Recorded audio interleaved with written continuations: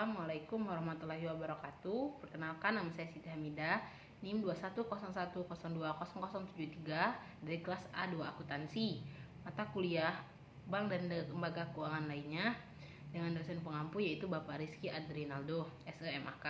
Baiklah, di video kali ini saya akan menjelaskan materi tentang manajemen perbankan.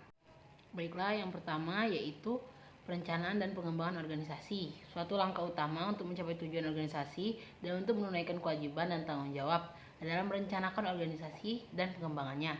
Pada dasarnya, perencanaan organisasi dan pengembangannya adalah pembagian kerja yang logis, penetapan garis wewenang yang jelas, pengukuran pelaksanaan prestasi bagi bank-bank yang telah berjalan, dapat dilakukan reorganisasi guna penyesuaian organisasi pada kebutuhan bisnis masa kini.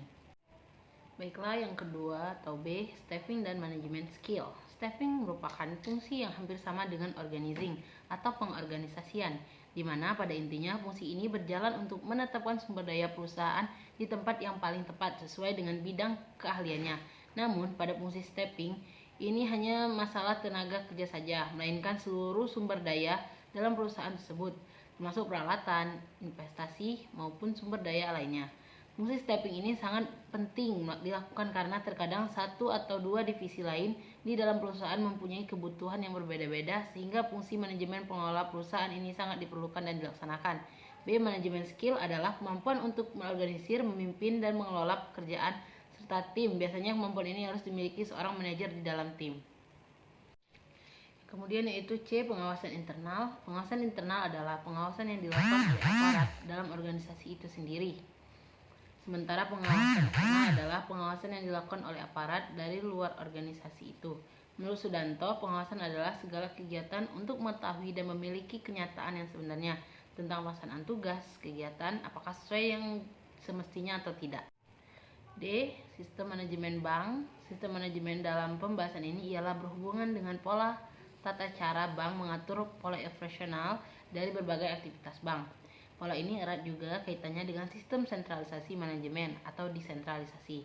Ada 4 macam sistem manajemen bank yang perlu diketahui. Yang pertama, unit banking system, 2 branch banking system, 3 group and chain banking system, 4 mix system. Dan kemudian yaitu 2, mengatur dan menata aktiva bank. A. Mengenai pos-pos neraca atau balance sheet bank komersial atau bank umum.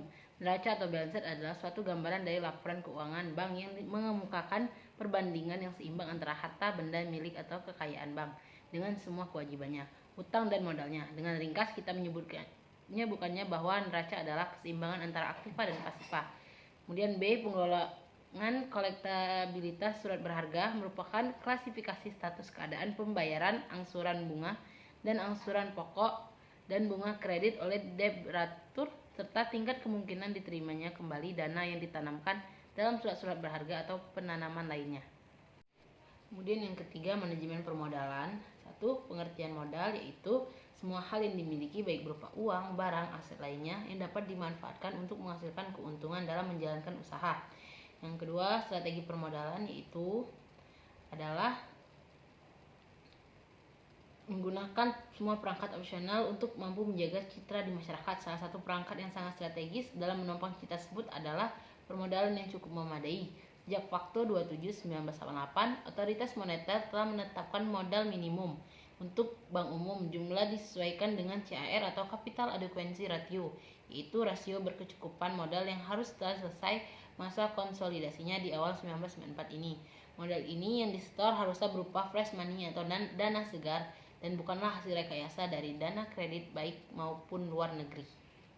Kemudian yang keempat yaitu kecakupan modal adalah suatu regulasi perbankan yang menetapkan suatu kerangka kerja mengenai bagaimana bank dan lembaga menyimpan harus menangani permodalan mereka. Yang kelima yaitu Capital Adequacy Ratio.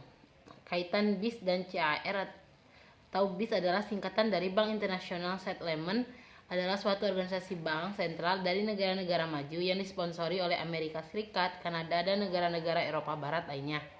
Jepang adalah salah satu negara maju yang berada di Asia ikut paling belakangan dalam pendirian BIS, karena kritik terhadap sistem moneter Jepang justru yang paling ramai dibicarakan dalam pertemuan awal dari Bank Global. Kemudian yang keenam yaitu kewajiban penyediaan modal minimum.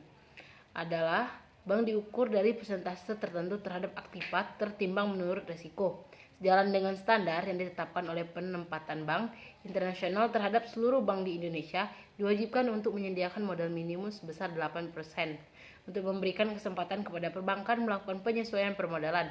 Berdasarkan ketentuan ini, maka pemenuhan kewajiban penyediaan modal minimum sebesar 8% dapat dilakukan secara bertahap, yaitu sekurang-kurangnya 3% sejak akhir Maret 1992, 7% sejak akhir Maret 1993, dan 8% sejak akhir Desember 1993. Baiklah, itu penyampaian materi dari saya. Apabila ada salah kata saya mohon maaf. Terima kasih atas perhatiannya. Saya akhiri. Wassalamualaikum warahmatullahi wabarakatuh.